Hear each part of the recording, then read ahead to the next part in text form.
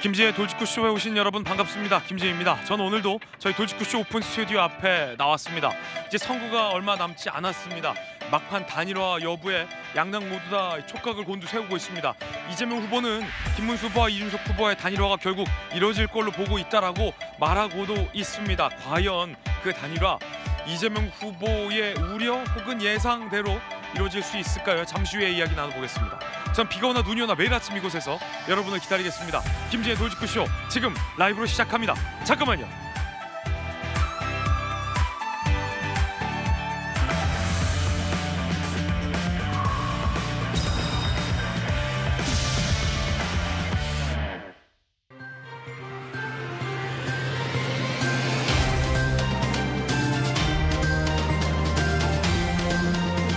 신문 읽어주는 남자입니다. 이준석 후보의 이 지지율에 따라 단일화가 달렸다. 이런 분석들이 많습니다.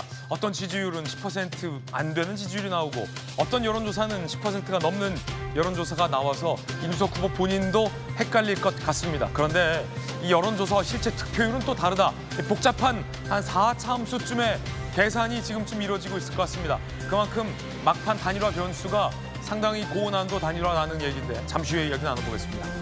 오늘 조간신문 4가지 키워드 준비되어 있습니다. 함께 보시죠. 먼저 첫 번째 키워드입니다. 첫 번째 키워드는 뭘까요? 바로 이겁니다. 1위, 조선일보가 오늘 일면에 썼습니다. 어떤 기사일까? 1위, 함께 보시죠. 중국 2025년 제조업 석권, 그 위협 현실이 됐다라는 겁니다. 1위예요, 1위. 2015년에 중국이 발표할 때만 하더라도 전 세계에서 솔직히 허풍으로 봤다라는 겁니다. 그런데 10년 만에 전기차, 드론 등 7개 분야 세계 1위를 배출했습니다. 이 위협이 어딜 향하냐면 대한민국을 향하고 있다. 대한민국 산업과 제조업을 향하고 있다라는 전문가들의 경고가 나오고 있습니다. 이어서 다음 키워드입니다. 두 번째 키워드는 뭘까요? 일주, 세계일보가 구면에 썼습니다. 함께 보시죠. 투표지 접어 부정선거 막자, 이런 소문이 단체 대화방 등에서 퍼지고 있다라고 하는데 허위 정보라는 겁니다. 특히 개인 도장을 갖고 와서 찍어라. 그럼 부정선거 막을 수 있다. 이런 루머도 퍼지고 있다고 합니다. 개인 도장 찍으면 다 무효표입니다. 절대로 개인 도장으로, 인감 도장으로 찍지 마시고 기표소에 마련돼 있는 이른바 만년 도장으로 찍어야 무효표 처리가 안 된다는 것 명심하시기 바라겠습니다. 이어서 다음 키워드입니다. 세 번째 키워드는 뭘까요? 6000년 한겨레신문 이면 기사입니다. 절벽 바위에 고래 그림 등 900여 점이 세계유산으로 오르게 됩니다. 반구천 암각화, 반구천 3km 구간의 동물과 도형, 선사시대부터 6000년에 걸친 문화입니다. 국제기념물 유적협의회 등재가 공고됐습니다. 유네스코 세계유산 등재를 눈앞에 두고 있습니다. 이어서 다음 키워드입니다. 네 번째 키워드는 이겁니다. 100년, 중앙일보 14면 기사입니다. 한반도에 이불 덮은 키 큰 고기압, 올여름 또 독한 폭염. 작년 여름에 100년 만에 폭염이었는데 올여름도 만만치 않다라는 겁니다. 단단히 대비해야겠습니다. 더워지고 있어서 모기가 벌써부터 기승을 부리고 있다고 합니다. 작년보다 20% 더 모기가 급증했다는데 모기도 대비해야겠습니다. 지금까지 신문 읽어주는 남자였습니다.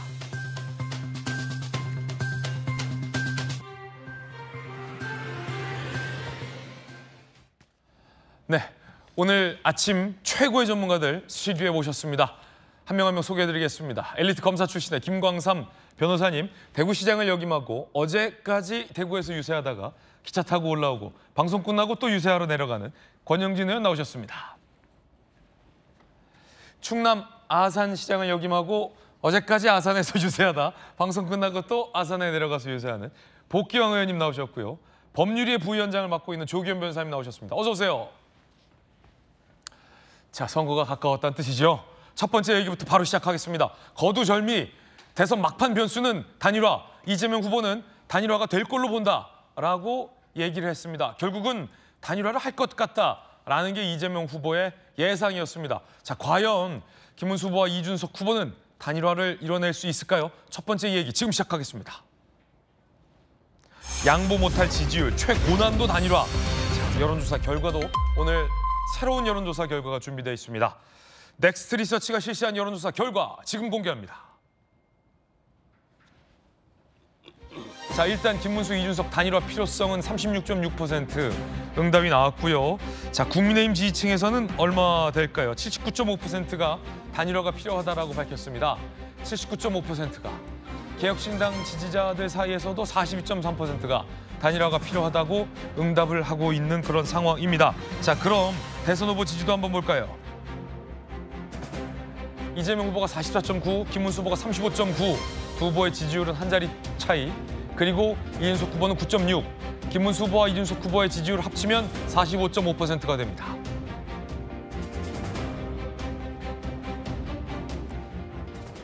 자, 일단 여기까지 여론조사 좀 보면요. 권영진 의원님, 단일화를 위한 최소 조건들은 지금 충족이 되고 있어요. 지지율에서. 예컨대 첫 번째, 김문수 후보와 이준석 후보의 합이 이재명 후보보다 비슷하거나 능가한다. 그 조건이 채워졌고, 두 번째 같은 경우는 지금 보면 이준석 후보의 지지율이 15%를 넘는 압도적인 지지율이 나오면 이준석 후보 입장에선 단일화를 할 이유가 없지만 15%가 나오는 여론조사는 없다. 전무. 거기에다가 10%도 못 넘고 있다. 이 두 가지 조건들이 단일화를 하는 어떤 최소 조건들을 충족했다라는 얘기도 나오고 있는데 어떻게 보십니까?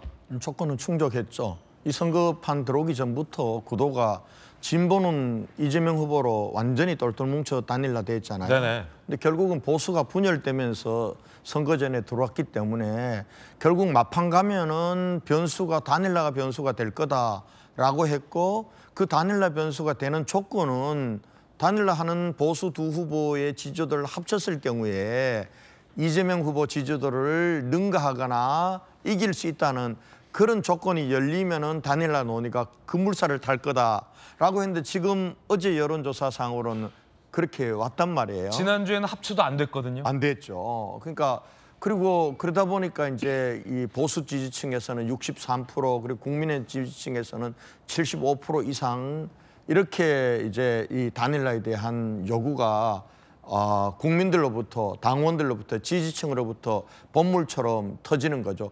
결과적으로는 뭐 이 단일화가 성사되느냐 성사되지 않느냐는 이준석 후보의 결단의 문제라고 봅니다. 이 후보에게 달렸다. 네, 어제 방송 기자클럽 토론에 나와서는 완전 세기를 박는 듯한 얘기를 했어요. 그러니까 뭐 단일화 가능성은 0%다. 단일화 하려면은 김문수 후보가 사퇴하면 된다, 이렇게 하는데요. 아마 저 부분들은 지금 이제 최근에 지지도가 두 자릿수 이상으로 올라오니까 명분은 이준석 후보도 단일화를 거부할 수가 없어요. 왜냐하면 본인이 이재명 총통이 되는 것만은 막아야 된다라는 것에선 동의했단 말이에요. 근데 이제 실리적인 측면에서 과연 여기서 내가 이 후보를 양보하거나 단일화 뭐 여론조사에 져서 김문수 후보로 단일화 하는 것이 나한테 실리가 있느냐, 아니면은 이번 대선을 포기하고 지더라도 다음에 자기의 정치적 자산을 쌓는 게 실리냐,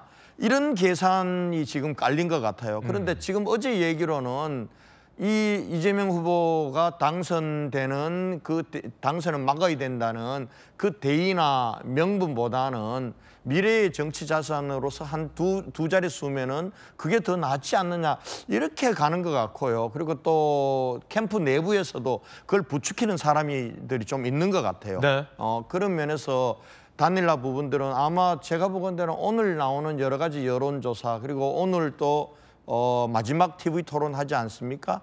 그러면 결과적으로는 오늘 밤과 내일이 단일화의 정말 분수령이 거고, 과연 이 이준석 후보가 단일화를 해야 된다, 단일화 안 하고 만약에 이재명 후보가 됐을 경우에 결과적으로는 보수가 분열돼서 당신 때문에 패한 결과가 났잖아, 이런 정치적 압력으로부터 얼마나 자유로울 수 있을지, 그런 부분들이 아마 오늘 내일 사이에 단일화가 결정지 되느냐 안 되느냐를 가늠할 수 있는 그런 부분이 될 것 같습니다. 네, 동아일보에도 여론조사가 실렸습니다. 함께 보시죠.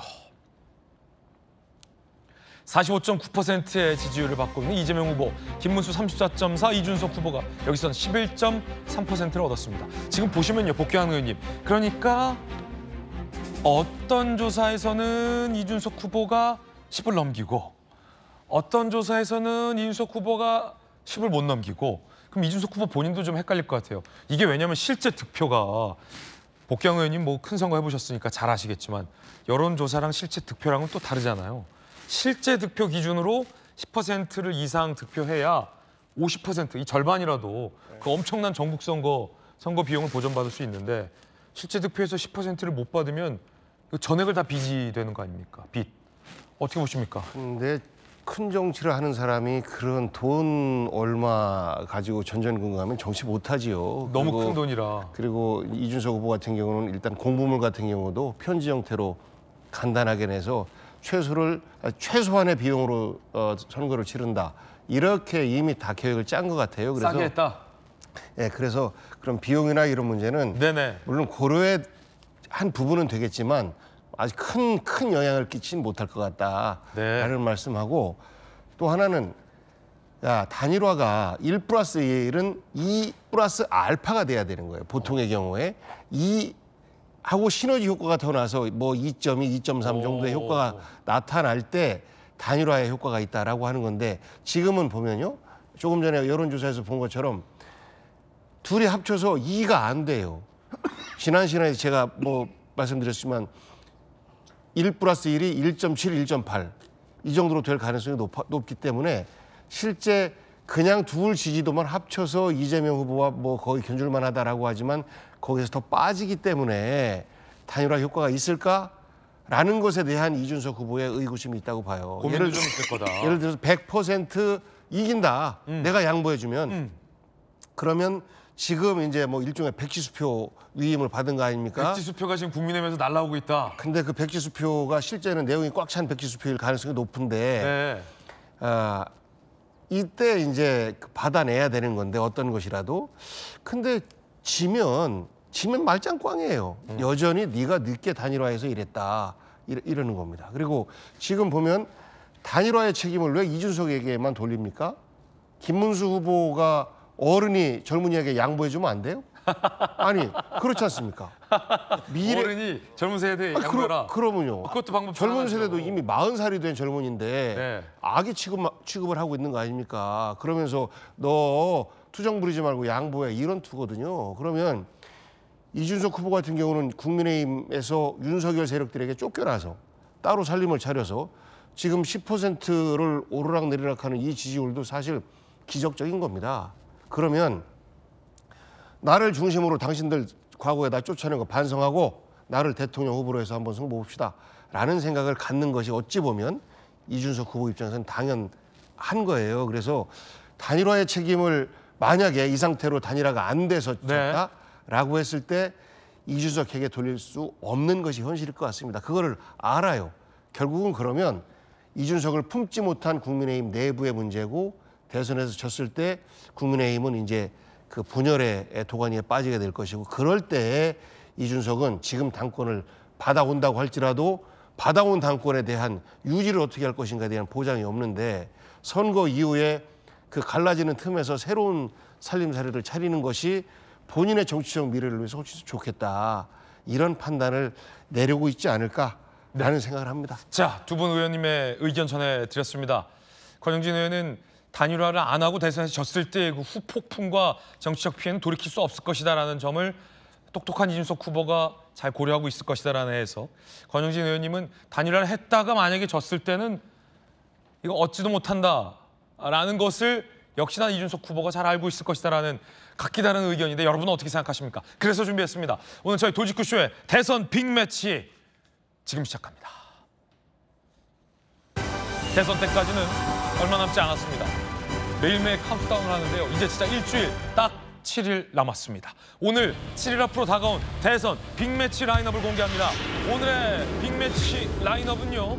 바로 김문수 대 이준석이고요. 단일화입니다. 먼저 백지수표. 김문수 후보는 국민의힘은 김용태 비대위원장은 다 들어줄게. 단일화만 하자. 원하는 게 뭐니? 백수표를 거의 던진 셈입니다. 들어보시죠. 개혁신당 이준석 후보 역시 이재명 총통의 집권을 반드시 막겠다고 밝혔습니다. 그렇다면 우리는 결코 다른 편이 아닐 것입니다. 양당이 이루고자 하는 목표와 사명이 같다면 무조건 반대 입장은 아닐 거라고 믿습니다. 이에 개혁신당이 단일화의 전제 조건을 제시해 주시기를 제안드립니다. 할 수 있는 모든 노력을 다하겠습니다. 2030 세대를 위한 개혁신당의 정책 진심으로 수용할 준비가 되어 있습니다. 백지 수표.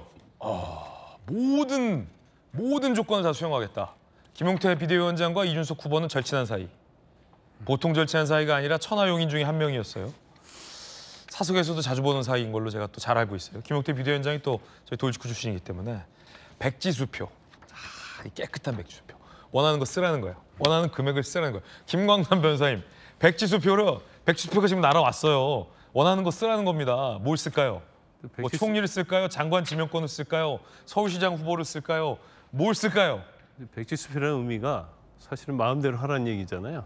거기다가 원래 이제 수표는 돈을 쓰는 거예요. 돈을 써야 되는데. 1억을 써도 5억을 쓰든 10억을 쓰든 100억을 쓰라는 이야기인데 이제 이준석 후보가 단일화에 대해서 마음이 좀 있다고 한다면 그 수표에다 쓰겠죠. 네. 그래갖고 뭐 국민의힘 전체가 자기를 쫓아낸 거에 대해서 이제 사과를 하라. 첫 번째. 두 번째, 윤 전 대통령과 관련돼서 탄핵에 반대했던 거에 대해서 처절한 반성을 해라랄지. 이준석 후보가 일반적으로 얘기했던 이야기들이 몇 가지는 있어요. 그런데 지금 상황을 보면 그렇게 뭐 수표에다 쓰지 않을 것 같고 백지 수표 지금 건네주려고 하는데 아예 받지도 않고 지금 수표 안 받으려고 어떻게 보면 피하고 있잖아요. 그럼 이제 단일화가 상당히 이제 요원하다 이런 생각이 들어요. 그런데 이제 이준석 후보가 0%라는 얘기를 하고 있지만 고민을 하고 있을 거라고 봐요. 고민 중이다. 예, 이번에 후보 단일화가 안 되면 이제 개혁신당이 사실은 생존할 수 있는 그런 정치 상황에서 여지가 좀 부족하고 개혁신당의 생존의 문제다. 그렇죠. 생존의 문제가 달려 있고 지금 여론조사에는 뭐 10% 넘는 것도 있고 넘지 않은 것도 있지만 네네. 이준석 후보를 지지한 층은 청년 아니면 이제 무당층이 주로 이루거든요. 근데 이 이준석을 지지하는 층은 충성도가 낮아요. 그래서 이게 결국은 국민의힘 대 민주당, 김문수 대 이재명 이 구도로 가면 결과적으로 이준석 후보가 당선 가능성이 없다고 생각하면 이 충성도 낮은 유권자는 사실은 포기할 가능성이 굉장히 높아지거든요. 그리고 저는 이제 개인적인 의견입니다. 이게 본선에 들어가서 투표 결과는 이준석 후보가 10% 밑으로 나올 가능성이 상당히 크다 이렇게 봐요. 네. 경우에 따라서 한 5% 정도 나온다고 하면 워낙 김문수 대 이재명의 싸움이 치열해서 이준석 후보의 지지도가 한 5% 나온다고 하면 이준석 후보는 엄청나게 후유증이 있을 거예요. 일단 이준석 후보도 범보수 후보로 분류되잖아요. 결과적으로 자기의 정치의 기반은 보수층을 가지고 해야 하는데 이제 이번에 단일화가 안 되면 이제 아예 멀어지는 거거든요. 그러면 다시 국민의힘과 합칠 수 있는 기회는 거의 없고 경우에 따라서는 아주 강성 보수 지지층에서는 이준석 후보를 이전에도 뭐 굉장히 뭐 싸가지는 이런 얘기가 많이 나왔지만 또 배신자 프레임이 또 여기에 작동할 수 있거든요. 그래서 자기의 이제 이번 대선 이후에 정치적인 어떤 생명 이런 예. 거에서 고민을 할 것이다. 그런데 지금까지 보면 손사래를 완전하게 치고 있기 때문에 네네. 지금 가능성은 별로 많지 않지 않나. 하지만 그런 고민 중일 거다. 예. 앞서 이제 김광삼 변호사님 의견 전해드렸는데 민주당 같은 경우가 지난 대선에서 이제 434억 원을 보존받았잖아요.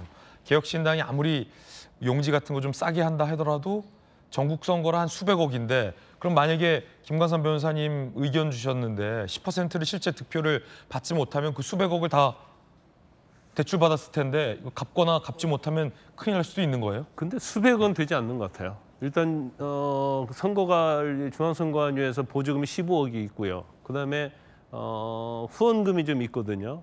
그래서 그게 아마 50억 정도 이쪽 저쪽 되는 것 같습니다. 그래서 아무튼 최소한도로 선거를 치르겠다고 해서 사실 우리가 지금 선거에 굉장히 종반이잖아요. 근데 개혁신당 유세차는 보기가 힘들어요. 그게 돈이 엄청 들어가거든요. 그리고 플랜카드도 사실은 그렇게 많이 걸지 않은 것 같아요.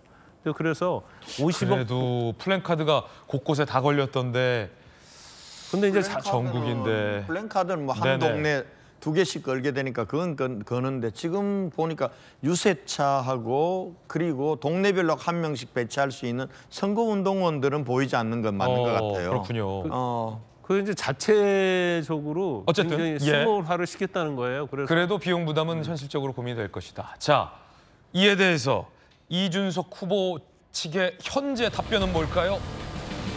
대선 빅매치 요지부동 들어보시죠. 백지수표 대 요지부동. 단일화 가능성을 몇 %다 이렇게 말씀하신다. 0%다 이렇게 말씀드리겠습니다. 김문수 후보가 빨리 사퇴하도록 설득하는 것이 옳을 것이다.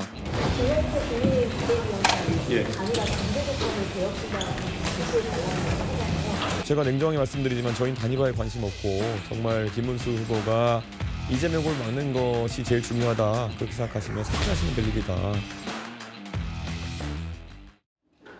일각에서는 더 확실한 어떤 보증과 요구 조건, 백지수표 조건이 나올 때까지 이른바 이제 이준석 후보가 몸값을 올리는 거 아니냐라는 분석도 나오고 있습니다. 단일화를 두고 숨바꼭질까지 벌어졌다는데 함께 보시죠. 신성범 빅텐트 추진 단장이 그제 종로 유세 현장을 기습 방문했어요. 자, 대화 거부하자 차량 동승에 시도하기까지 했다고 합니다. 이준석 후보는 절대 안 들어가겠다. 국내미 집으로 쫓아올 것 같다. 라는 얘기까지 집에 안 들어가겠다.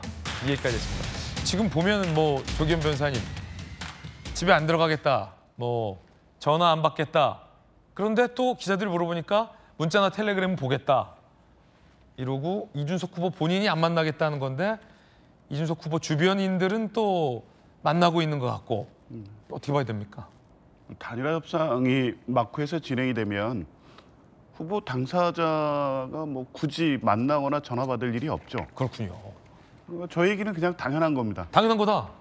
정말 안 하겠다는 의지가 어느 정도인지 모르겠지만 어쨌든 시한이 임박했기 때문에 가능성은 조금씩 낮아지고 있는 건 분명하지만 여전히 마음 한편엔 가능성을 염두에 두고 있을 것이다. 그런 면에서 보면 아까 신성범 의원이 일부러 피하고 이런 뭐 이 숨바꼭질 같은 장면이 있긴 한데 저는 뭔가 더 확실한 걸 요구하고 있는 게 아닌가 하는 생각이 듭니다. 네. 오히려 백지수표 던졌으니까 네네. 다 알아서 써라. 이게 더 막연한 거죠. 아, 한번 그러네. 알아서 써라. 이건 좀 막연하다. 그렇죠. 그러니까 이제 신성범 의원님 뭐 개인적으로 저도 알고 죄송하지만 네. 이행을 보장할 수 있는 분이 믿을 만한 수표를 줘야지. 그냥 백지수표 주고 막 쫓아다닌다고 될 일이 아니라는 거. 금액 찍힌 수표 가져와라. 그렇죠. 이준석 후보가 그런 계산 안 하겠습니까? 그리고 당장 이제 며칠이면 대선이 끝나는데 모르겠습니다. 저는 된다고 해도 뭐 플러스 알파 효과 때문에 이 승부가 뒤바뀔 가능성은 높지 않은 마이너스 단일화 가능성이 또 높다고는 보는데 어찌 됐든 되는 경우 안 되는 경우 단일화 조건이 이행될 수 있는 확실한 뭐가 없다고 하면 그건 괜히 이 단일화에 그냥 맡겨놓고 아무것도 남지 않는 결과가 될 수 있기 때문에 할 거면 확실해야 됩니다. 그러니까 오늘 내일 사이에 그런 조건이 충족되는 협의가 가능할지의 문제만 남았다. 근데 지금은 이 몸이 다른 국민의힘이 그렇죠. 마구 던지고 있는 상황인데 저는 그 안에서 뒤에서 막고 해서 네. 실제 당장 6월 4일부터 예를 들면 당권이었다면 어떻게 보장할지. 어떻게 보장할지. 그러니까 협의가 좀 네. 처음 제기됐을 때 진행이 됐다고 하면 이 흡수합당이든 등 여러 가지 시간이 좀 있었다면 가능성 있는 시나리오들이 여러 가지 있었을 겁니다. 그래서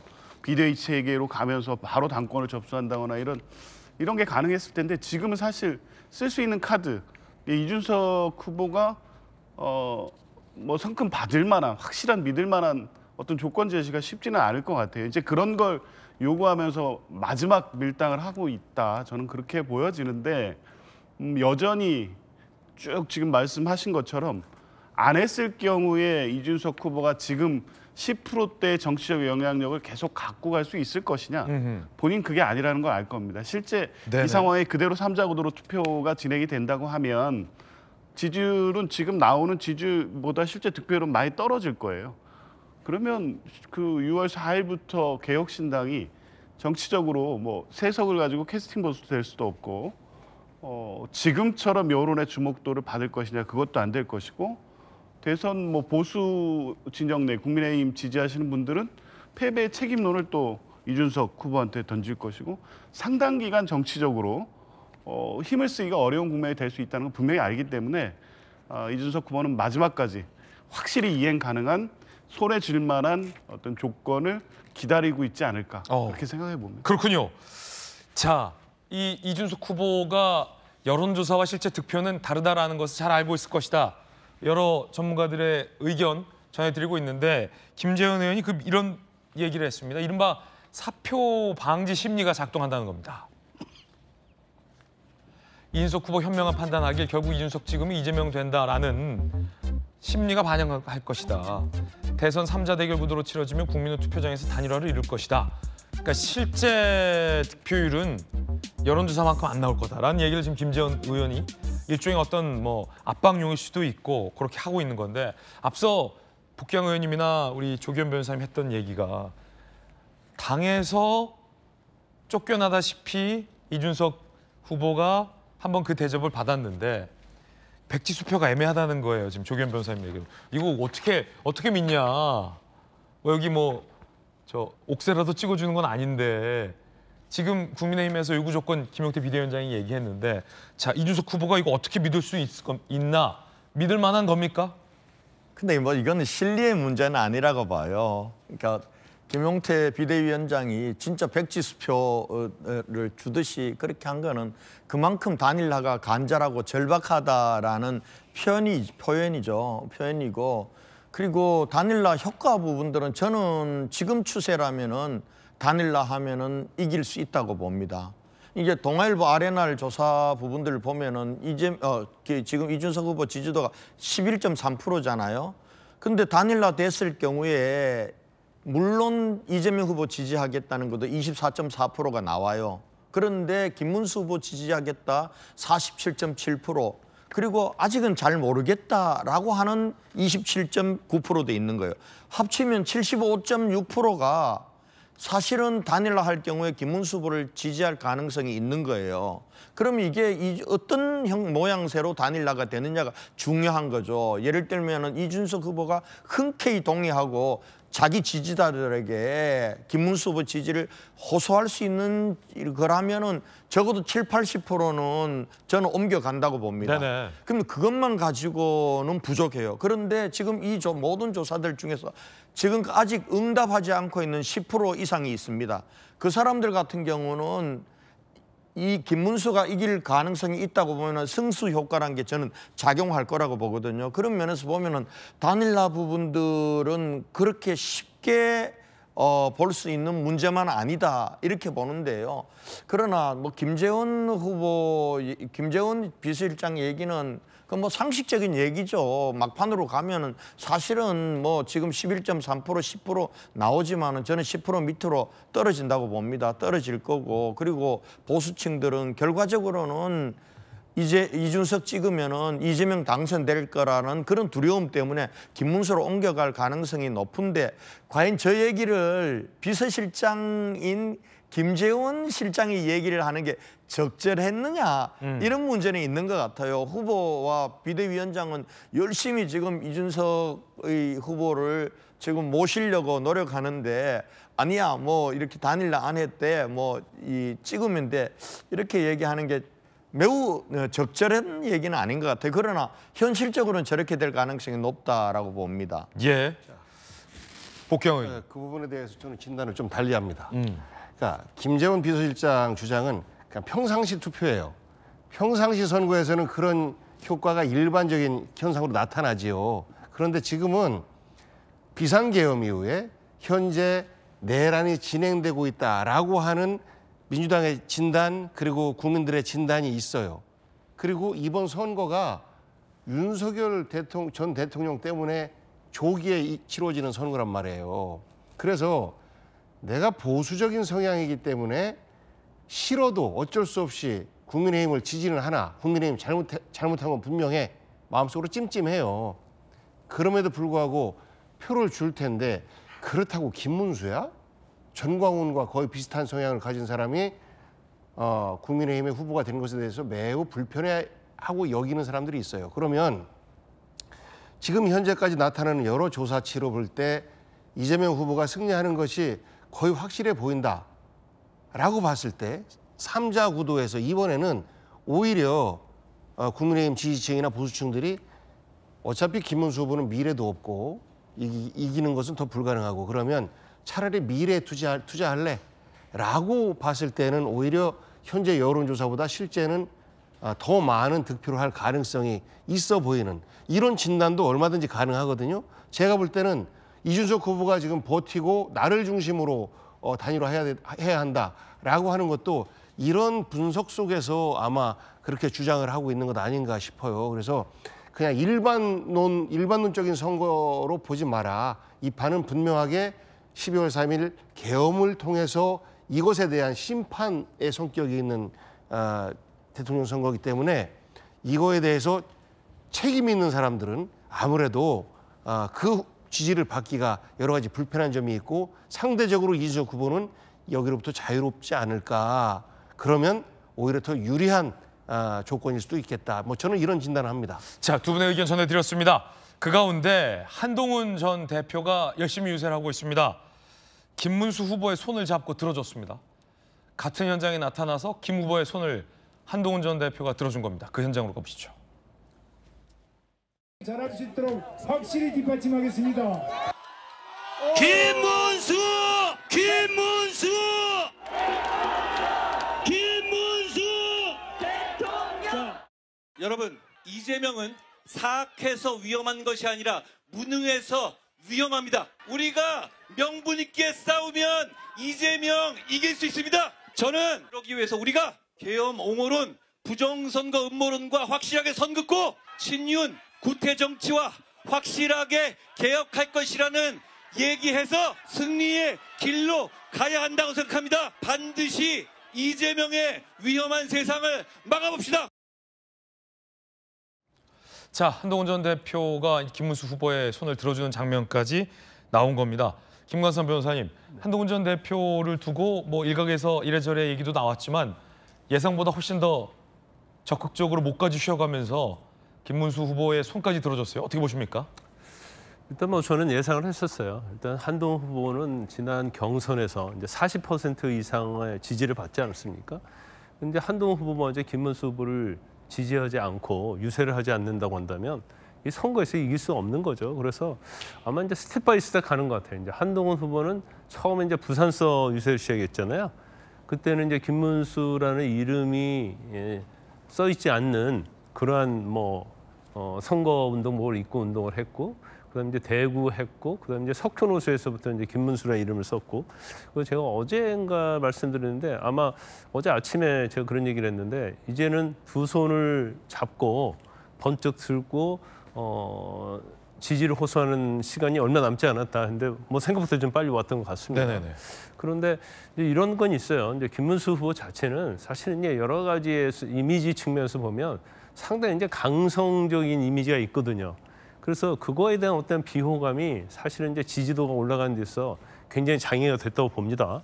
그런데 일단 윤 전 대통령과의 어떤 절연, 그 다음에 두 번째가 최근에 수직적 당정 관계랄지 대통령이 공천 개입, 당무에 개입하면 안 된다 이런 얘기를 했잖아요. 그런 얘기 때문에 한동훈 전 대표 입장에서는 이제 그런 명분이 있기 때문에 제가 볼 때는 이제 유세를 할 수 있는 그런 동기가 됐다 이렇게 봐요. 그래서 근데 아직도 이제 걱정되는 게 많이 있죠. 왜냐하면 아직도 김문수 후보를 지지하는 층에서는 또 한동훈 후보를 또 싫어하는 그런 경향이 있고, 또 한동훈 후보의 어떤 지지층, 또 팬덤에서는 또 김문수 후보에 대한 또 반감이 있어요. 왜냐하면 경선 과정에서 여러 가지 불협화음이 있었기 때문에. 그래서 지금 사실은 대선까지 7일밖에 남았지 않았는데 이게 이제 어떻게 화학적 결합을 해야지 시너지 효과가 있고 보수가 뭉칠 수 있는데 그런 부분에서 아직도 약간 잡음이 있다는 것에 대해서 아마 김문수 후보를 지지하는 층, 또 국민의힘 입장에서 보면 상당히 좀 걱정스러운 측면이 있을 겁니다. 그 가운데 뉴스 속보가 하나 지금 들어왔는데 이낙연 전 총리가 11시에 기자회견을 잡았습니다. 많은 보도에서는 지금 김문수 후보에 대한 지지 선언이 나올 것이다. 내지는 김문수 후보와 이낙연 전 총리가 연대를 발표할 것이다 라는 보도가 나오고 있습니다. 김문수, 이낙연 이 두 사람이 개헌과 공동정부 운영과 관련돼서 일종의 어떤 합의를 발표할 것이다 라는 얘기가 나오고 있습니다. 자, 정확한 내용은 11시 이후에 좀 들어봐야 알 것 같은데, 자, 일단은 이낙연 전 총리가 11시 긴급 기자회견을 예고했고요. 어제 비공개 회동을 한 걸로 전해지고 있습니다. 선거 연대 논의가 있었던 걸로 보고요. 자, 이렇게 되면은 뭐 사실상의 이낙연 전 총리의 김문수 후보에 대한 어떤 지지 선언으로도 볼 수가 있을 것 같습니다. 민주당 구민주계 어떤 세력의 대표성을 지니고 있는 이낙연 전 대표인데, 자, 조기현 변호사님 어떻게 보십니까? 조금 전 들어온 뉴스 속보인데요. 글쎄요, 이게 뭐 뉴스가 될 만한 일일까요? 이미 시작 전에 이 대선과 관련해서 어떤 역할을 하지 않겠다는 입장을 정리하셨던 분이 아니었나요? 갑자기 글쎄 어떤 명분을 스스로 세울 수 있다고 생각했는지 모르겠지만 선거일 7일 남은 시점에서 어떤 내용으로 이 두 분 간의 손을 잡든 간에 선거에 미칠 영향은 극히 미미할 것이다 라고 보여지고요. 그러니까 전체적으로 지금 이걸 뭐 빅텐트의 그나마 만들 수 있는 하나의 그림 정도로 생각하는지 모르겠지만, 이낙연 전 총리 가지고 그 효과라는 거는 기대 안 하시는 게 좋을 것 같고요. 일단 조금 전에 나왔던 한동훈 후보 같은 경우에 이 너무 당연한 게 굉장한 이벤트처럼 뉴스가 되는 것도 저는 좀 이상합니다. 지금까지 오는 과정을 한번 보십시오. 처음에는 한동훈 후보가 누가 봐도 본인의 정치를 한다라고 해석될 수밖에 없는 행보로 시작을 했고요. 차츰차츰 이렇게 뭔가를 만들어갑니다. 옷은 입었는데 김문수 후보의 이름이 없고, 그리고 김문수 후보의 이름이 입는 옷으로 갈아입고, 그 집에서 받아가지고 갈아입고 나오시면 되는데 현장에서 꼭 그림을 만드시더라고요. 그리고 오늘 손을 잡았습니다. 저 이 유튜브에 영상이 떠 있는데요. 지금 오디오가 안 들어서 그렇지 현장에서요 굉장히 비판합니다. 한동훈 후보의 저 발언을 했을 때 거기에 있는 모임 중에 뭐 김문수 후보를 지지하는 분들이 있고, 김문수 후보를 지지했던 분들 중에 아스팔트 보수 그런 분들 계실 거 아닙니까? 굉장히 비판적입니다. 그러니까 저 상황이 두 손을 잡고 둘이 결합을 해서 이제 힘을 모아간다, 이런 분위기와 연출을 기대했을 텐데 그림만 그렇지 실제 상황, 저게 같이 계신 분들이 그런 상황이 아니거든요. 자, 내부 통합도 잘 안 되고 있고, 그래서 이런 그림, 이 장면 하나, 또 11시에 이낙연 전 총리와의 어떤 뭐 연대, 이런 그림 하나, 이게 하나하나 플러스되는 효과 별로 기대하기 어려운 상황이라고 봅니다. 왜냐하면 저는 가장 근본적으로는 김문수 후보가 이것을 다 끌어낼 만한 어떤 보수 통합적 후보로서의 역량이나 자질이 없기 때문이죠. 한동훈 후보도 지금 어쩔 수 없이 7일 남기고 손은 잡았지만 진심으로 김문수 후보의 저는 당선을 기대하고 있다고 보지는 않습니다. 이낙연 전 총리도 오늘 같이 어떤 입장 발표를 하지만 김문수 후보의 지지라는 어떤 목표, 당선이라는 목표보단 본인이 어떤 정치적 영향력을 이만큼이라도 유지하기 위해서 이 시기에 안 할 수 없어서 나온 것뿐이다. 네. 그래서 뭐 두 장면 다 저는 선거에 미칠 영향을 크게 좀 보기 어렵습니다. 조기현 변호사님의 의견도 전해드렸습니다. 김관선 변호사님의 의견도 앞서 전해드렸습니다. 만약에 이낙연, 김문수, 한동훈, 안철수, 이준석 후보까지 단일화가 된다면 어떻게 될까? 그것도 좀 궁금합니다. 잠시 후에 저희 돌직구쇼에서 이 대선과 관련된 또 중요한 쟁점들이 있습니다. 예를 들어 뭐 거북선 논란부터 비법조인 대법관 법안 철회 등등 다양한 쟁점들이 준비되어 있습니다. 잠시 후에 이 대선과 관련된 주요 쟁점 집중적으로 전해드리겠습니다. 자, 이번에 저희가 준비한 다음 순서입니다. 뜨거운 사건 3가지가 있습니다. 한번 짚어보시죠. 오늘 핫쌈입니다. 자, 첫 번째 사건입니다. 김치찌개 모습인데 영 뭔가 위생적으로 보이지는 않습니다. 자, 이거 어떤 사건일까? 김치찌개 좋아하시는 분들은 잘 들으셔야 할 것 같습니다. 함께 보시죠.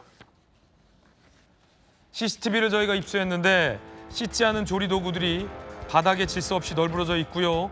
통풍 관리가 제대로 되지 않아서 벽과 바닥에 검은색 곰팡이 얼룩이 가득합니다. 식재료들은 비닐봉지에 담겨 냉장고가 아닌 상온과 바닥에 방치되어 있습니다.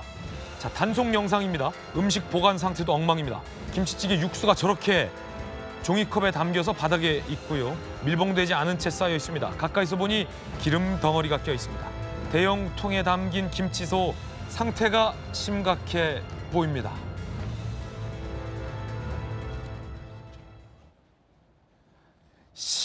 16.1톤의 김치찌개를 만들어서 서울과 전국 식당 등에 납품해 온 김치찌개 제조 시설의 단속 모습 보셨습니다.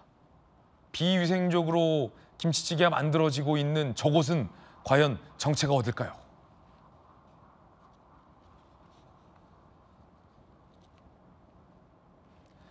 (1.2억을) 김치찌개를 팔았습니다. 와, 김치찌개 팔아서 1.2억 벌려면 얼마나 판 거예요? 엄청 판 거죠? 16톤을 팔았습니다. 김치찌개 제조사 대표 식품위생법 위반 혐의 검찰 송치됐어요. 지난해 3월에서 12월 미등록 작업장에서 즉석조리식품 김치찌개를 제조했고요.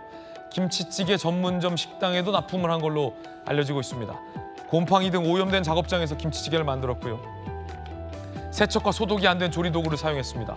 그리고 김치찌개 육수를 아까 종이컵에 담아서 저렇게 바닥에 보관했는데 요즘처럼 더운 날에 저렇게 통풍도 안 되는 시설에서 곰팡이도 많은 시설에서 냉장 시설도 아닌 상온의 바닥에 김치찌개 육수를 저렇게 종이컵에 담아서 보관하는 것은 굉장히 비위생적입니다. 업체 관계자 얘기 한번 들어보시죠.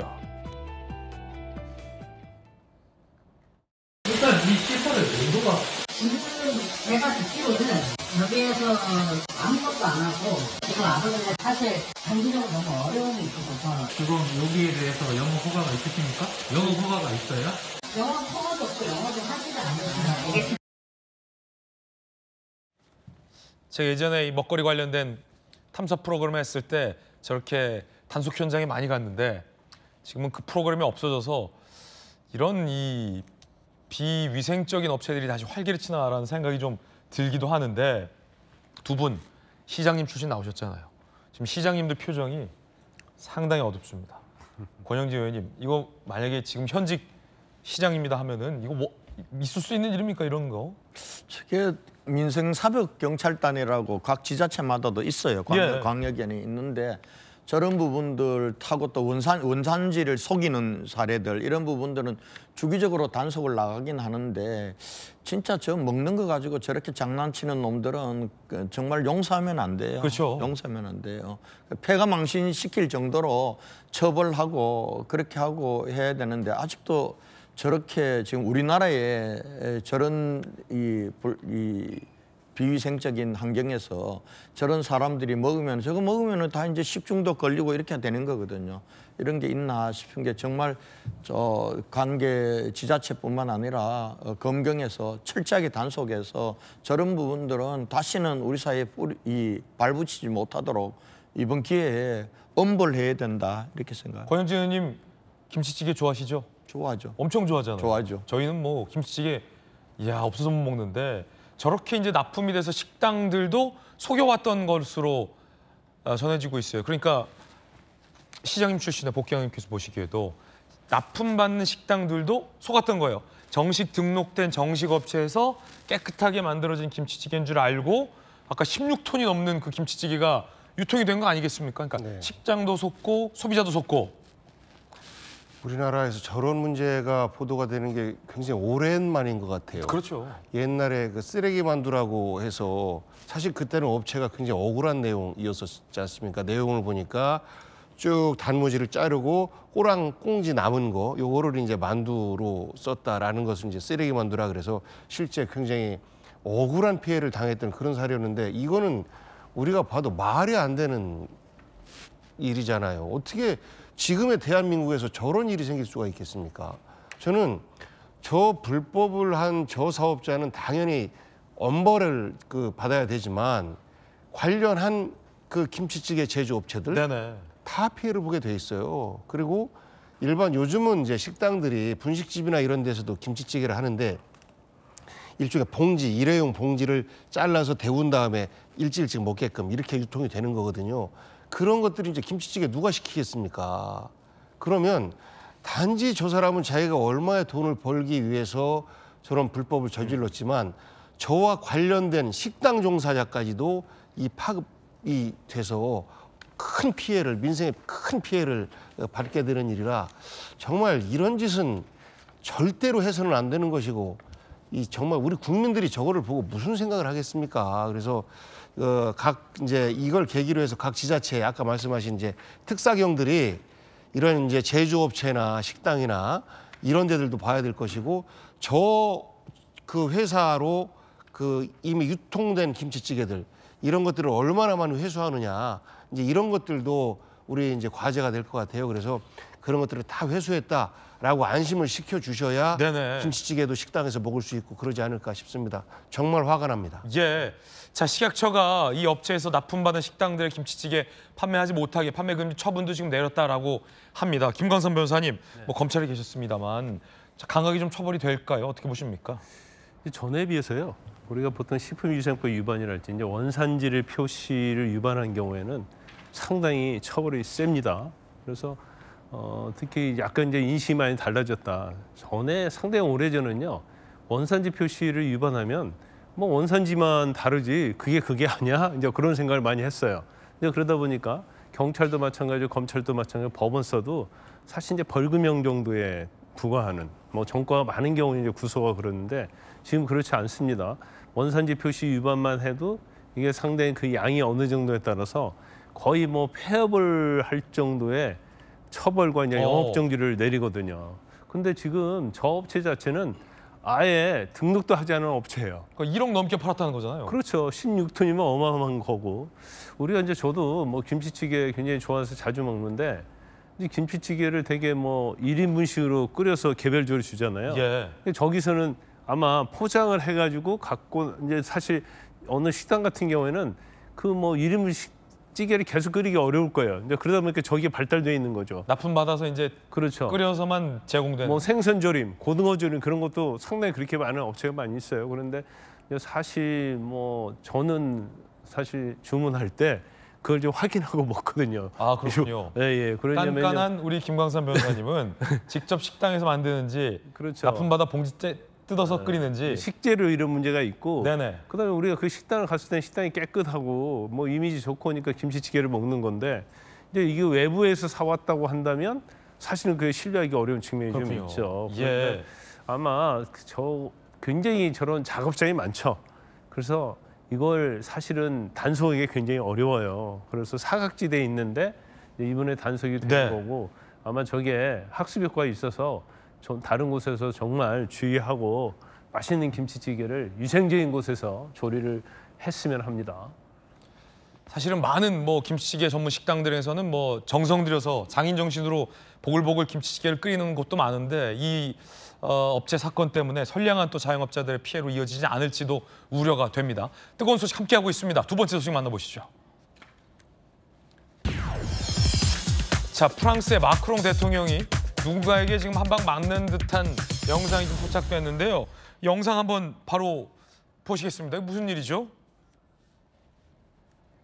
프랑스의 마크롱 대통령이 비행기 문가에 서 있습니다. 얼마 지나지 않아 손이 하나 이렇게 나타나더니 턱 쪽을 밀쳤고 한 발짝 뒤로 움찔합니다. 세게 쳤는데요. 이내 태연하게 밖에 기자들에게 아무 일 없었어요. 손을 흔들고 문 쪽으로 사라집니다. 잠시 뒤 계단을 내려올 준비를 하는데 뒤이어 브리짓 여사도 함께입니다. 빨간 옷을 보니까 아까 그 손이 브리짓 여사가 아니냐라는 의문과 논란이 제기되고 있습니다. 어퍼컷을 왜 날렸을까라는 의문입니다. 자, 좀 비디오 판독 차원에서 다시 한번 볼 수 있을까요? 문이 열렸고 마크롱 대통령 보이고 손이 나타나서 어퍼컷. 자, 이게 양손으로 이렇게 한 것 같기도 하고 애정 표현 같기도 하고 감정 표현 같기도 하고 이 무슨 일일까요? 지금 외신에서는 굉장히 이 장면이 화제가 되고 있다고 자, 합니다. 그리고 이렇게 팔짱을 끼려고 마크롱이 내미는데 팔짱을 거절당했다. 손이 좀 민망해졌다. 이런 논란도 현지에서 일고 있다고 합니다. 가정폭력의 희생자냐? 교사가 학생을 다루는 방식이냐? 25살 연상이고요. 과거 사제지간이었죠. 모든 프랑스인이 꿈꾸는 걸 브리짓이 해냈다. 뭐 이런 발언도 나오고 있고요. 불화설 수습에 엘리제궁은 진땀을 빼고 있다고 합니다. 처음에 엘리제궁에서는 AI로 조작된 것이다라고 했지만 AI로 어떻게 저걸 조작합니까? 그러자 엘리제궁 관계자들이 순방 시작 전 장난치며 긴장을 풀었던 것이다. 부부의 무해한 싸움이다라고 해명을 했다고 하는데 자, 한번 보시죠. 일단 AI 조작 아니고요. 장난기 있는 싸움인지.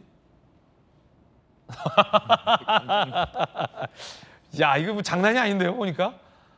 고영지 의원님, 혹시 뭐 사모님에게 이런 장난 받아보신 적 있으십니까? 자주 하실 것 같은데? 없어요. 지금 마카롱이 깜짝 놀랐는데 저거 보면서 야, 동서양을 막론하고 영부인 리스크는 어디나 있구나. 예, 야, 저 장난이 아니게 맞은 거예요. 예? 아이고 참. 근데 저게 왜 무슨 일이 있었는지 모르겠어요. 지금 베트남에서 도착해서 순방지 동남아 순방 첫 기착지에서 저런 일이 일어났다는 거 아니에요. 근데 또 저걸 저런 장면이 저런 게 있는데도 불구하고 저걸 또 비행기 문을 딱 여는 프랑스 의전도 아마 우리 같으면 저 정도까지 실수는 안 할 거예요. 네네. 안 할 텐데 그래서 저걸 보면서 야, 이게 동서양을 막론하고 영부인들은 세구나 이런 생각을 해봅니다. 그리고 뭐 두 분 관계는 워낙 뭐 사제지간에다가 나이 차이도 많이 나고 하기 때문에 또 둘 관계 속에서 뭐 저런 부분들은 평소에도 흔히 있을 수 있는 대통령과 영부인이란 위치를 떠나서 부부 간의 일이었는데 저게 이제 딱 걸렸다. 저는 그렇게 봅니다. 네네네. 우리 평소에도 저런 일이 자주 있습니까? 평소에도 저러기 쉽지 않을 것 같은데. 근데 엘리제궁 해명이 좀 웃겨요. 처음에 AI 조작이라고 했다가 이게 수습이 안 됐던 것 같아요. 좀 당황한 것 같기도 하고 엘리제궁도. 그러니까 어떤 일이 생겼을 때는 솔직하게 둘 사이에 좀 말다툼이 있었다. 뭐 이렇게 하면 다 이해하지요. 그런데 거짓으로 뭐 AI 합성이었다라고 하면서 피해 가려고 하고 뭐 무해한 싸움이었다라고 하는데 누가 저것을 보고 무해한 싸움이라고 말하겠습니까? 지금 마크롱 대통령 본인 입장 나왔는데 아내와 장난쳤을 뿐이다. 부부싸움도 안 했다. 장난을 굉장히 좀 격하게 쳤다. 이렇게 보이는군요.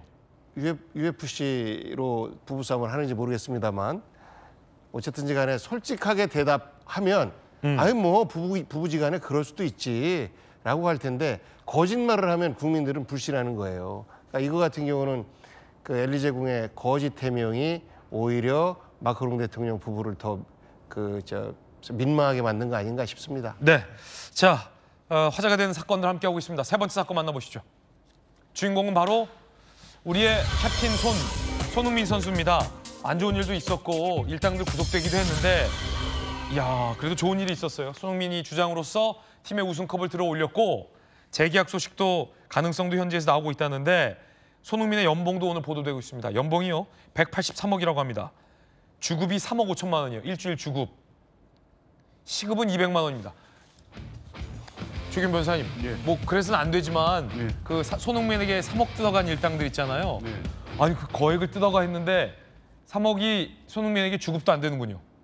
그러니까요. 그러니까 3억은 아마 그래서 더 시작이었을 수도 있습니다. 아, 그렇군요. 예, 저 정도의 수익이 있다는 것 대략은 알려져 있잖아요. 그렇죠. 그러니까 이제 공갈범들을 결국 손흥민 선수가 노출시키면서 이걸 공개할 수밖에 없었던 것은 저 정도의 수입이 있는 걸 알기 때문에 계속적인 공갈 협박이 있을 수밖에 없는 상황이 됐던 것 같아요. 좀 안타까운데 어쨌든 유로파리그 우승 주장으로서 이끌고 너무 뭐 저도 아침에 일어나서 보고 너무 좋았는데요. 뭐 이런 여러 가지 논란을 좀 다 극복하고 일단 국가대표로 다시 합류해서 또 월드컵 예선 치러야 되니까 부상이 좀 어떤지 모르겠습니다. 여러 가지로 참 부상도 좀 걱정이 되고. 예, 부상도 그렇고. 네네. 일단 그 공갈범들은 구속됐으니까 어느 정도 이제 수습됐지만 이게 마음적인 혼란 계속 될 수밖에 없을 것 같아요. 근데 다행히 뭐 좋은 소식들이 들리고 있어서 토트넘 구단이 또 종신계약처럼 손흥민을 레전드로 대우해주겠다는 입장으로 가는 것 같아서 다행이네요. 너무 뭐 저도 기분이 좋고 그래서 이런 논란 좀 씻어버리고 국가대표로 또 우리에게 좀 멋진 경기도 보여주고 또 토트넘에서 남은 뭐 축구 여정을 또 멋지게 훌륭하게 마무리할 것을 국민들 많은 분들이 이제 기대하고 있다. 이런 마음을 손흥민 선수가 알고 좀 열심히 뭐 좋은 경기 보여줬으면 좋겠습니다. 홍명보 감독이 또 국가대표로서 손흥민 선수에 대해서 언급을 했습니다. 들어보시죠. 손흥민 선수는 경기장 외적으로 좀 이슈가 있어서 발탁에 어떤 고민이 좀 있으셨는지 궁금합니다. 경기장 외적인 부분에 있어서는 제가 관여할 부분은 아니라고 생각이 들고요. 우승 경기 끝나고 손흥민 선수하고 소통했고요. 그 부분에 있어서는 경기 뛰는 거에 큰 문제 없다라는 얘기 전달받아서 소집을 하게 됐습니다. 네, 다시 대선 소식 전해드리겠습니다. 일단 주제부터 공개하겠습니다. 여러 가지 쟁점들이 오늘 많이 준비되어 있습니다. 함께 보시죠.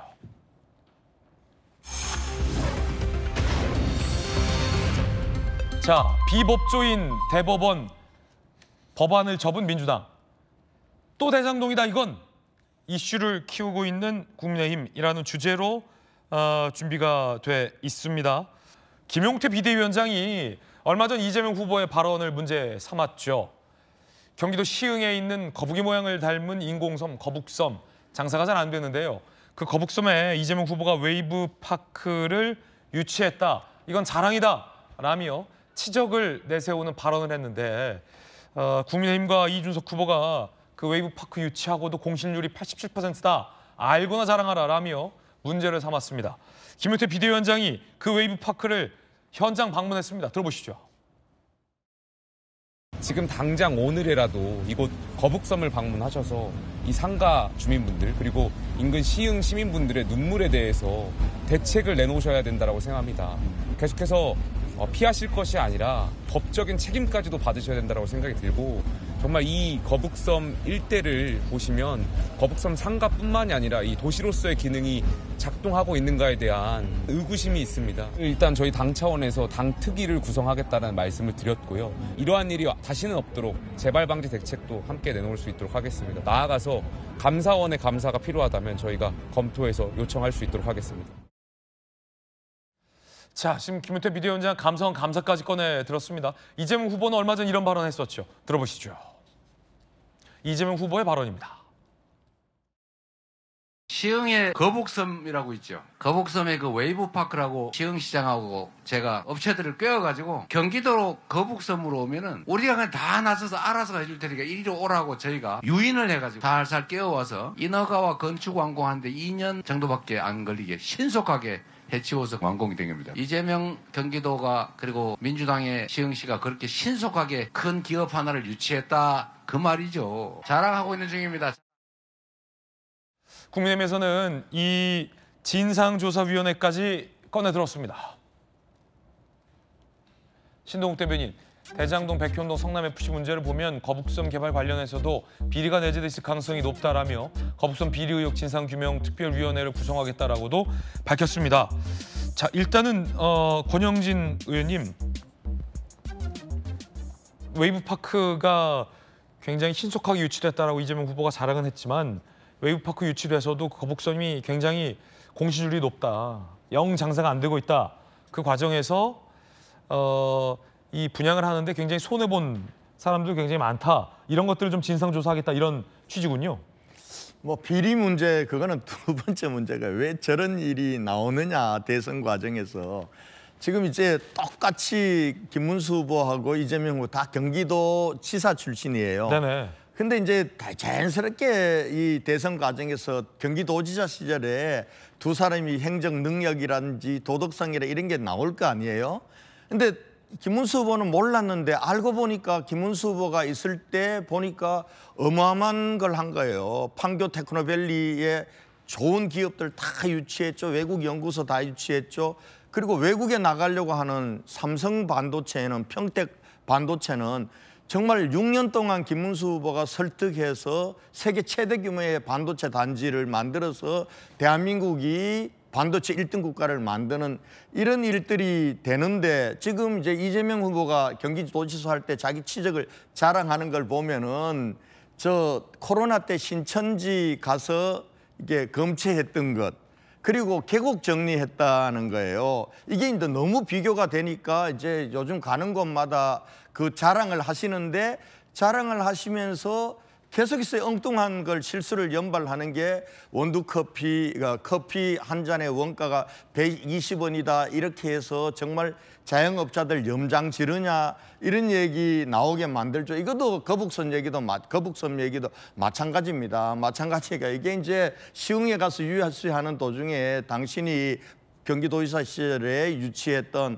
아마 거북섬이란 일대를 관광단지로 개발을 하려고 보니까 앵커 기업이 필요했고 그래서 인공 수영장이라고 하는 그런 웨이브 파크란 걸 유치했는데 내가 이거 뭐 2년 만에 인허가 다 해주고 빨리 해서 이렇게 유치했다 했는데 그 위에 사람들이 보니까 여기가 이 웨이브 파크가 유치됐음에도 불구하고 인공섬이라는 곳은 관광단지로 잘 이렇게 번성하는 게 아니라 공실 유지 87%고 어떤 분들은 이게 완전 유령도시다 이렇게 된 거예요. 그러니까 이제 이재명 후보가 전체적으로 좀 자기 그 상황을 자기가 했던 일에 대해서 돌아도 보고 지금 상황이 어떤지를 조금 면밀하게 보고 얘기하면 좋을 텐데 야 이거 김문수 후보하고 너무 대비가 된다. 도덕성에도 대비가 되고 뭐 이러니까 업적에서도 대비가 되니까 지금 조금 급한 마음에 저런 실수를 계속 반복하는데요. 아마 남은 기간 동안 아마 지지율이 좁아지면 좁아질수록 이재명 후보는 또 급한 나머지 저런 실수를 계속 반복하고 또 실수에 실수를 더 없는 것이 저거 이제 지금 저 사람들 이준석 후보, 나경원 의원 저거 비판한 사람들을 줄줄이 지금 허위사실 유포로 지금 고발까지 해놓은 상황입니다. 그러다 보면 또 어떤 문제를 비약이 되냐 하면은 자기는 허위사실 유포로 지금 대법원에서 유죄 취지로 파기환송돼 있는데 이거는 또 무죄로 만드는 법까지 지금 만들었잖아요. 그러면서 어쨌든, 왜 다른 사람들은 허위사실 유포죄로 또 고발을 하냐. 내로남불이다. 이런 비판까지 또 나올 수 있는데 이르렀다. 웨이브파크 발언은 일종의 어떤 실언이다. 라는 의견이시군요.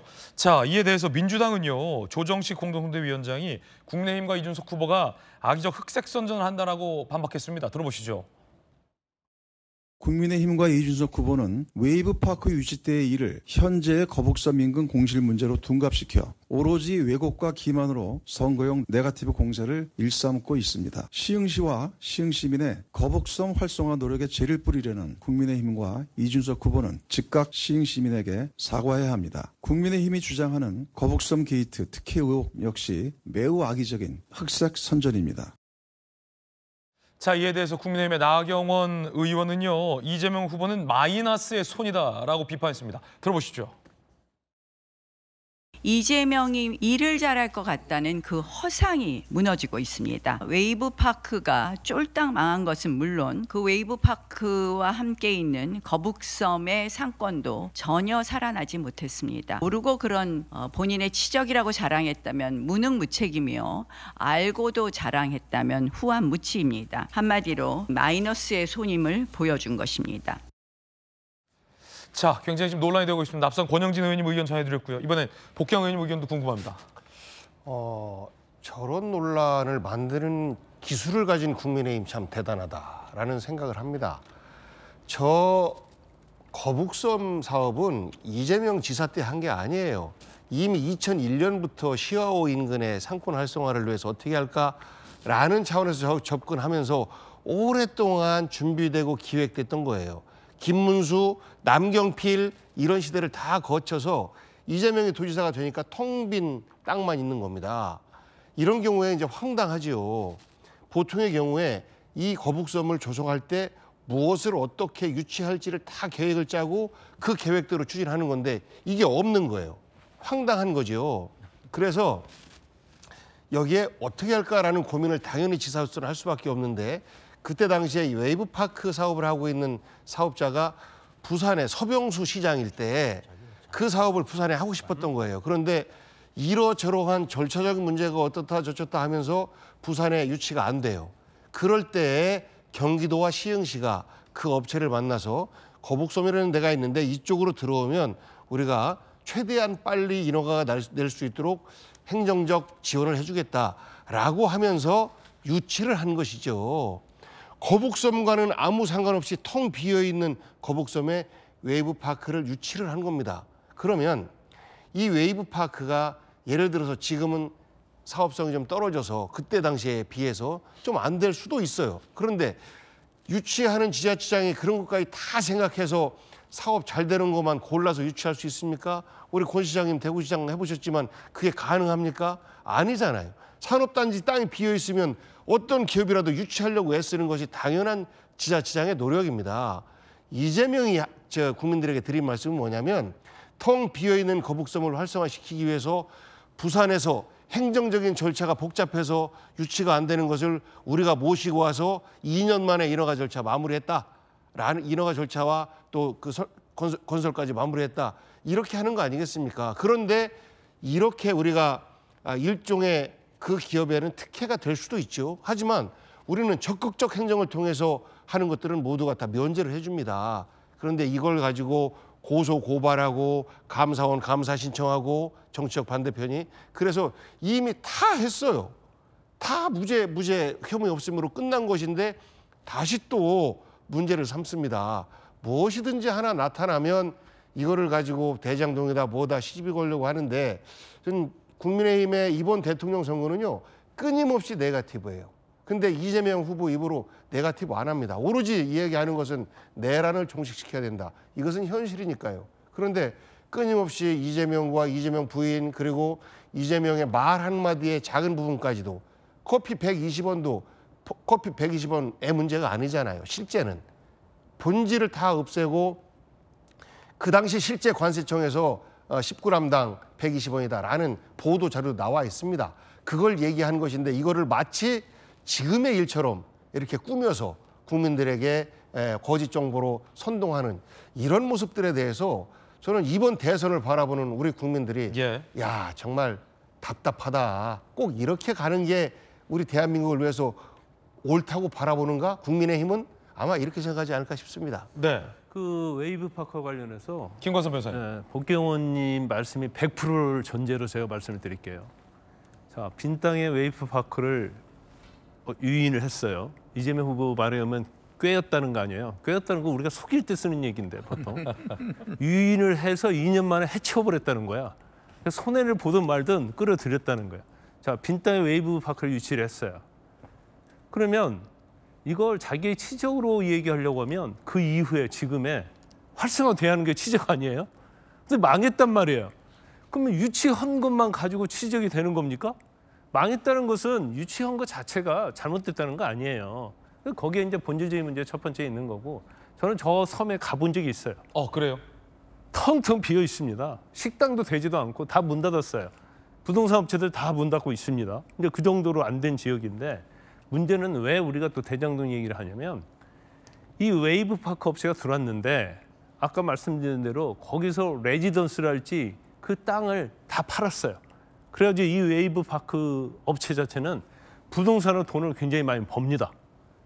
그런데 저기가 왜 활성화된다고 생각하고 분양이 되고 했냐면 웨이브파크가 들어와서 1년에 200만 명 이상이 올 것이다. 이렇게 막 홍보를 했거든요. 그래서 주변 사람들이 상가도 사고 부동산도 사고 레지던스도 샀다? 그렇죠. 거북섬의 본질은 웨이브파크가 들어오기 때문에 활성화된다고 해서 여기에 투자하고 다 한 거예요. 그런데 웨이브파크는 레지던스 지었어요. 거기 돈 벌었습니다. 땅 팔았고 돈 다 벌었어요. 웨이브파크가 그 인공지능 서핑 아니에요? 그 서핑에서 적자예요. 사람이 오지 않아요. 결과적으로 유치를 해서 어떤 결과가 생기냐면 웨이브파크가 돈을 버는 그런 상황이 생긴 거예요. 그래서 이거 자체를 잘못했다 잘했다를 떠나서 치적은 아니잖아요. 치적이라고 할 수는 없잖아요. 뭔가 사업을 유치를 했는데 성공했을 때 우리가 이걸 치적이라고 하지 성공이 아니고 팔이 날리고 유령 도시가 됐는데 이걸 치적이라고 말할 수는 없다는 거죠. 그래서 치적이 아닌 걸 치적이라고 이 얘기하는 거에서 우리가 지적을 하는 것이지 유치한 거에 대해서 지적을 하는 건 아니에요. 그러면 그때 내가 잘하려고 치적도 하고 2년 동안 데려와서 업체 했는데 결과 이렇게 돼서 참 미안하다. 이런 말 하는 게 맞지. 쫄딱 망했는데 유치한 것만 가지고 와서 이거 치적이고 내가 잘했다. 이렇게 말하는 것은 모순적 논리라는 말씀을 드리는 거예요. 이준석 후보가 이렇게 얘기를 했습니다. 이 문제에 이준석 후보도 비판하고 있었는데요. 곧 토론회도 예정돼 있죠. 마지막 토론회 예정돼 있습니다. 거북섬 이재명 자폭 토론 기대. 이재명 거북섬부터 시작해 여러 가지 자폭성 발언. 3차 토론회 오늘 대체 왜 그런지 물어볼 계획이다. 이거 물어본다는 거예요. 이번에도 이재명이 어떤 자폭을 준비하고 있을지 기대한다라고 얘기했습니다. 조규현 변호사님, 오늘 이준석 후보는 이렇게 집중적으로 거북섬 문제에 대해서 왜 그런지 물어보겠다라는 입장을 지금 냈어요. 어떻게 보십니까? 글쎄, 오늘 토론에서 또 얼마나 이 발언을 허위로 과장해서 할지 모르겠지만 이미 SNS 최초 올렸던 글이 낙선 목적 허위사실 공표가 명백하기 때문에 이후에 수사를 준비하는 게 더 나을 거예요. 더 이상 이 얘기를 가지고 저런 식으로 확대 과장하는 것이 이후에 조사를 받고 재판을 받을 때 매우 불리하게 영향을 미칠 거라는 말씀을 드리고 싶고요. 웨이브파크 쫄딱 망했다니요. 지금 막 활성화돼서 돌아가고 있지 않습니까? 그런데 문제는 그 배후에 공실이 되고 전체 도시가 활성화되지 못했기 때문에 웨이브파크 주변이 같이 활성화되지 못하는 부분 분명히 있습니다. 아직 적자입니다. 그러면 책임이 있는 자한테 물어야 되잖아요. 그나마 웨이브파크가 없었다고 하면 저 거북선 자체는 다시 다 밀어야 됩니다. 이후에 활성화됐다고 했을 때 웨이브파크가 있기 때문에 그나마 유입 효과가 생길 겁니다. 그렇게 따지면 지금 당장 적자가 있다고 하더라도 저렇게 사람들 찾아갑니다. 꽤 많이. 그런 걸 보셔야죠. 그리고 그렇게 문제를 지적하면 이 최초의 2010년에 김문수 지사 하실 때 수자원공사 시흥시 협약 체결해서 시작된 공사입니다. 2015년 7월에 마리나 항만 예정구역으로 지정이 됐습니다. 박근혜 정부 때죠. 남경필 지사 때입니다. 2016년에 상업용지 분양됐습니다. 자, 거북선이 미분양 사태 공실로 굉장히 힘드신 분들 많습니다. 그럼 사태 원인 쫓아가면 이 설계를 하고 여기가 굉장히 활성화될 거라고 과장하면서 유치하고 상업용지 분양했던 분들, 이분들 다 책임 물어야죠. 지금 왜 그 이후에 그나마 이 마리나 항만 구역까지 지정해 놓고 여기에 투자를 하면 대단한 수익을 올릴 수 있고 뭔가가 경제적 부가가치가 엄청 창출될처럼 해서 거북성을 만들어 놓고 그나마 마리나 항만 예정 구역에 맞는 복합 레저 단체 그 관련된 것들이 아무것도 없는 상태에서 2018년에 이재명 지사가 와서 그나마 웨이브파크 들여온 것 아닙니까? 그래서 이후에 거북섬이 활성화될 경우엔 이 웨이브파크가 있기 때문에 회생의 가능성이 있는 겁니다. 이렇게 접근해야 될 문제 아닙니까? 거북섬이 다 공실이 다 이재명 책임을 어떻게 다 섞어서 얘기하는 거죠?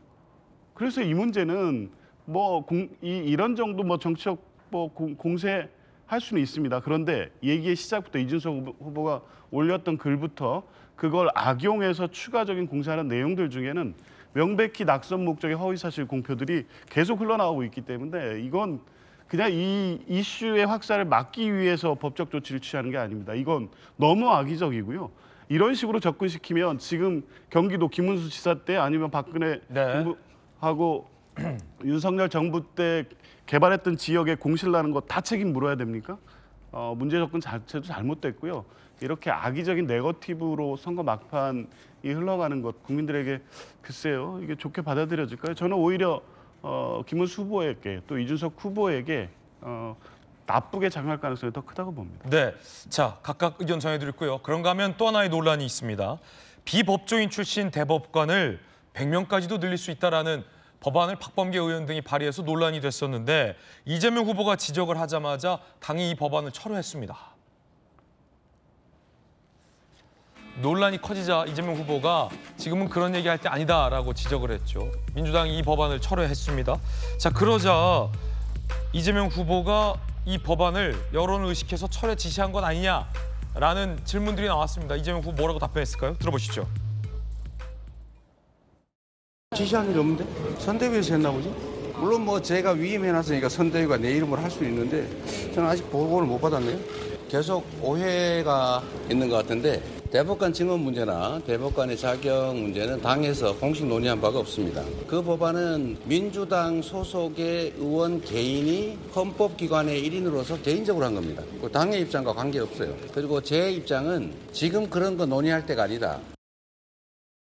그래서 국민의힘에서는 저 발언이 언제 바뀔지 모른다라고 비판했습니다. 들어보시죠. 이재명 후보는 대통령에 당선되어도 곧바로 재판이 재개될 것이고 유죄 판결이 불가피합니다. 이러한 상황에서 이재명 후보가 비법조인 대법관과 같은 사법부 장악을 포기할 리가 없습니다. 김어준, 류수민 같은 사람이 대법관이 되면 이재명 후보가 바라는 대로 본인에 대한 범죄 혐의 자체가 모두 증발할 텐데 왜 포기를 하겠습니까? 지금 이재명 후보는 선거를 앞두고 잠시 발톱을 숨기고 있을 뿐입니다. 이재명 후보가 말 바꾸기 한 적이 한두 번이 아닙니다. 아마 대선에서 당선되면은 또다시 시도할 것이라고 확신하고 있습니다. 30명 대법관 증원 법안은 철회가 안 됐다, 여전하다라는 지적도 있습니다. 김용민 의원이 발의한 대법관 30명 증원 법안, 국회 법사위에 여전히 있다. 민주당 선대위에서는 추가로 논의해보겠다. 해당 법안은 철회가 되지 않았다라는 얘기도 있습니다. 국민의힘 안팎에서는요, 이 베네수엘라 사례를 언급하고 있습니다. 2004년 대법관이 20명에서 32명으로 확대됐다가 2022년에 다시 축소된 바 있는데 투표율이 57.9에서 12.5로 4분의 1도 안 되는 수준으로 떨어졌다. 사법 장악이어 선거가 붕괴됐다라는 지적을 국민의힘 안팎에서는 하고 있기도 합니다. 이재명 후보가 지난 9일에 사법부와 관련된 이런 발언을 하기도 했었습니다. 들어보시죠. 최후의 보루가 법원 사법부입니다. 그 보루가 무너지면 다 소용없어요. 최후의 보루가 자폭을 한다든지 최후의 보루의 총구가 우리를 향해서 난사를 하면 어떻게 되겠어요? 고쳐야죠. 보루를 지켜야 민주주의가 지켜지고 민주공화국이 지켜집니다. 그 보루를 지키는 길이 어떤 길인지를 우리 국민들께서도 다 아십니다. 사법부 구성원들도 다 알고 있죠. 정의와 상식, 합리에 따라서 모두들 잘 판단하고 잘 처리할 거라고 믿습니다. 사법부 개혁을 해야 된다라는 입장이었습니다. 자, 이번엔 복경 의원님께 먼저 좀 질문을 드릴 텐데 이재명 후보가 당선되고 다시 비법조인 출신의 대법관을 임용하게 해서 30명이든 50명이든 100명이든 늘리려는 것 아니냐라는 게 지금 여당의 비판과 의혹인데 만약에 당선된다면 그 이후에 뭐 지금은 어떤 식으로 그 사법부를 개혁할 것인가에 대해서는 그림이 안 나와 있습니다. 다만 지난번 이재명에 대해서만 유독 절차와 과정이 특이했던 것, 이것에 대해서는 어제 전국 법관회의에서도 문제가 되고 공식 안건으로까지 상정이 된 거 아니겠습니까? 그것 때문에 지금 현재의 대법원을 어떻게 개혁할 것이냐라는 차원에서 볼 때 여러 가지 아이디어들이 나오는 거예요. 어떤 경우에는 아니 꼭 법조문을 아는 사람만 있어야 돼. 각 전문적인 식견을 갖고 상식이 있는 사람들이 해당 분야에 대한 판단을 할 때는 일정 정도 역할을 해도 되는 거 아니야? 이런 말들도 뭐 우리나라뿐만 아니라 다른 외국의 사례들도 있었기 때문에 이제 그것을 판사 출신인 박범계 의원이 본인의 아이디어 차원으로 내는 거고, 그다음에 숫자를 100명까지 늘리자라고 했던 것은 이제 장경태 의원이 숫자가 뭐 많아도 아무 문제 없다. 그렇지 않아도 우리가 재판이 이렇게 계속해서 정체되고 있는데 재판의 속도를 빨리 나갈 수 있다. 뭐 이런 장점을 들어가면서 본인 아이디어예요. 그런데 이제 이런 것들이 우리 국민들에게 오해의 소지가 있다. 그리고 더더군다나 지금 선거 국면에서 이런 것들이 선거에 불필요한 논란을 뭐 불러일으킨다면 이거는 회수하는 게 맞다라는 판단을 해서 선대위에서 각 의원들에게, 의원 개개인의 소신이지만 우리 저 선거를 생각해서 처리했으면 좋겠다라고 권고를 했던 것이고, 그 권고에 대해서 받아준 거예요. 그러면 이제 김용민 의원안이 남았습니다. 네. 김용민 의원안이 앞으로 이제 16명의 대법관을 더 증원을 한다라는 거예요. 그래서 1년 차에 8명, 2년 차에 8명, 뭐 그러면서 이제 2년에 걸쳐서 16명 지원을 해서 대법관 30명 체제를 만든다. 뭐 이런 건데, 이 부분도 아직까지 당에서 공식적으로 단 한 차례도 논의한 적이 없습니다. 그러니까 어떤 식으로 개혁을 할지에 대해서는 우리가 이제 선거 끝나고 나서 저희 당에서 공식적으로 논의해가면서, 사실 이 문제는 우리 저 대한민국의 사법부의 근간을 바꾸는 것이기 때문에 굉장히 중요하지 않습니까? 그래서 저는 굉장히 심도 깊게 오랜 시간 동안 토론을 통해서 결정해야 되는 것 아닌가 싶고, 이것을 결정하는 과정에서 결코 민주당만의 의견으로 결정하지 않을 겁니다. 국민들의 생각 충분히 묻고 그 여론을 다 받아들이고, 그러면서 또 사법부의 의견도 우리가 충분히 듣고 해서 우리 국민들이 바라는 정말 무너져서는 안 되는 심판, 대한민국 최후의 보루를 어떻게 하면 잘 지켜낼 것인가 중심으로 고민하겠습니다. 네, 권지웅 의원님은 어떻게 보십니까? 복장 의원님, 자꾸 또 국민들 의견 담는다 그러는데 너무 심하잖아요. 이재명 대표 한 사람을 보호하기 위해서 이렇게 해도 됩니까? 정말. 보십시오. 지금 이재명 대표 선거법 허위사실 유포, 이게 유죄로, 대법원의 사실상 유죄로 파기환송이면 유죄잖아요. 나오자마자 공직선거법 개정해가지고 이재명 대표만 그거 허위사실 유포 이게 죄가 안 되도록 하는 법 지금 법사위 통과했잖아요. 그리고 그것도 모자라가지고 대통령 되면은 모든 재판 중지되는 형사소송법도 또 개정을 했잖아요. 그것도 모자라가지고 대법원에서 3심 판결 나오더라도 그걸 헌법재판소에서 다시 심의해서 4심제까지 도입하려고 하는 걸 이재명을 위해서 지금 이렇게 입법을 하는 거 위인설법 아닙니까? 그때 민주당 의원들 한마디도 반대 얘기 안 하고 전부 앞장섰잖아요. 이번 법 대법원 숫자 늘리고 그리고 비법조인도 대법관 되도록 만드는 법, 박범계 의원 개인 의견이라고요? 박범계 개인입니까? 장경태 개인입니까? 아니 지금 법사위 간사잖아요. 문재인 정권에서 법무부 장관이 했던 분이 저런 법 발의하는데 이걸 개인이니까 지금 와서 슬그머니 우리 안 하겠다. 누가 믿겠어요? 근데 걱정은요. 민주당이 지금 입법부 가지고 저렇게 행포를 부리는데 행정부 권력 먹죠. 그리고 마지막 남은 사법부예요. 사법부 중에서 헌재는 이미 접수를 했어요. 헌재 재판관 지금 남은 7명 중에 4대 3입니다. 이제 이재명 대통령 되면 2명을 진보적인 걸로 하면은 여기 6대 3대 가지고 헌재는 마음대로 할 수 있어요.